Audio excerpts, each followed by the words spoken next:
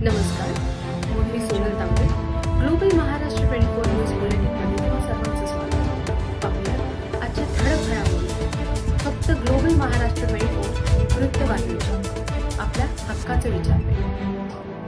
2 दिवसाचा red alert दिलेला आहे IMAने आणि आज दिवसभर अतिवृष्टी इथे सुरू आहे.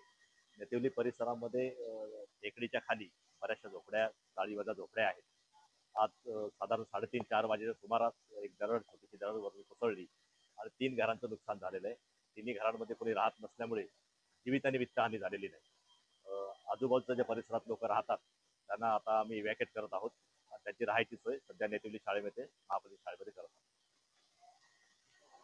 माझं नाव आहे नवाज रमजान शेख आहे. ही 3:30ची गोष्ट आहे. 3:30 वाजताची जे पाऊस होता ना तेव्हा झालेला आहे. आणि वरतून बादल हे पाऊस पडताना माती पूर्ण वरतून ढसलेली आहे आणि 2-3 रूमाचं नुकसान झालेलं आहे इथे.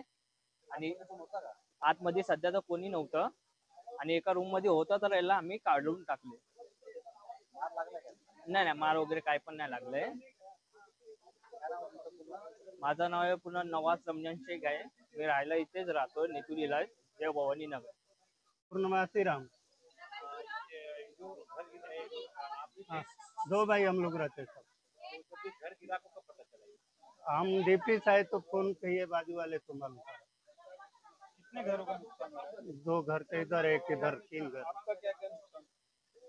उसमें वही गुदड़ा गुर्दी बर्तन वर्तन यही सब. हम लोग तो गरीब आदमी है, फ्रिज व्रिज ये सब है नहीं, सब लगा नहीं है.